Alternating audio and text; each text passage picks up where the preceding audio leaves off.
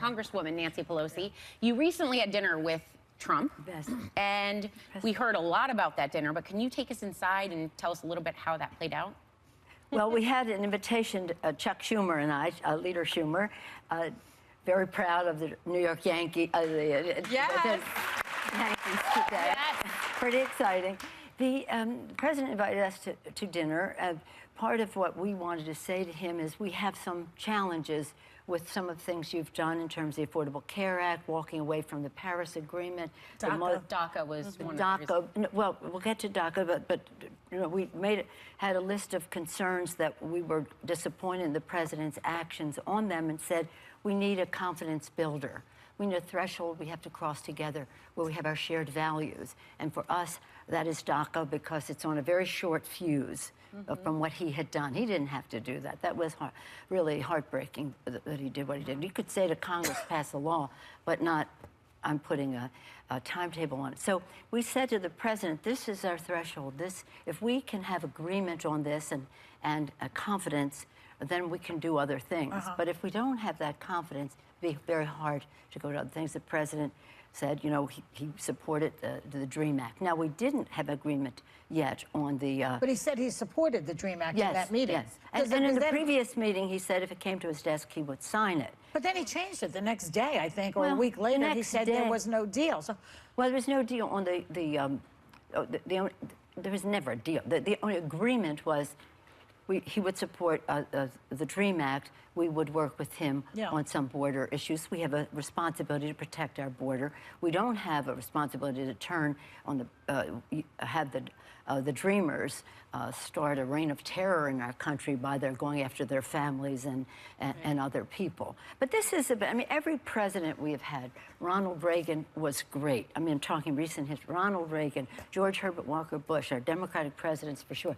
George W. Bush, have always been very respectful of what immigration means to our country. This is the first president who's made this departure, and in a very negative way. And it's unfortunate. But nonetheless, he said he supports the Dreamers.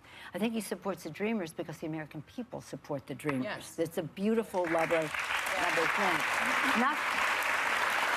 Not because of us, but because of who the Dreamers are. Yes. So, you know, you can only, shall we say, I have confidence that the president would not walk away from his support for the Dreamers. Really? Now, one thing that was interesting at is we wanted to talk. We said if we can come to this place and we prove that it happens, then we can talk about other subjects. Well, and so they would ask me a question I was answering, and some of the cabinet members who were at the table, I was the only woman at the table, and that's why I have to stay there to be the one of the top women, top people at the table.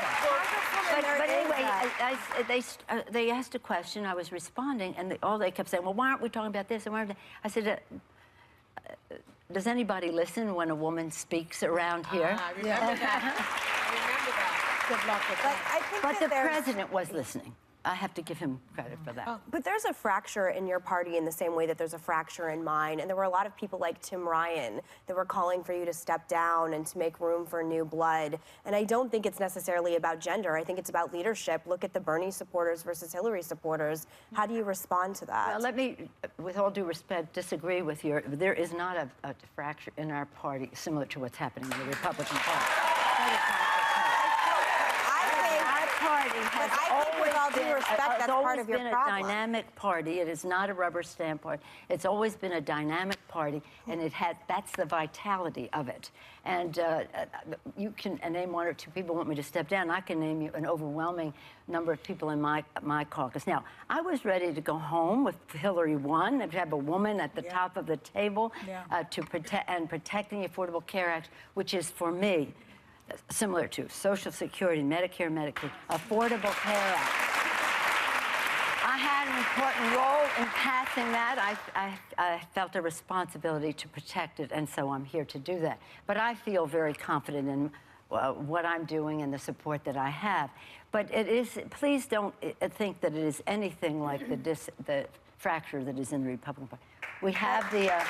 It hasn't stopped us from winning, though. I mean, President Trump is in the White House, so there's a breakdown someplace. Well, I think this is our turn. This is the first time since 2006 when we won the Congress, and I was the leader at the time.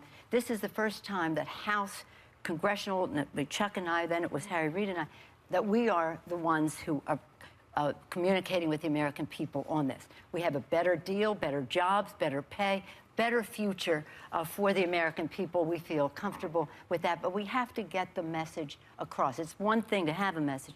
It's another thing to connect. That's the word. To connect.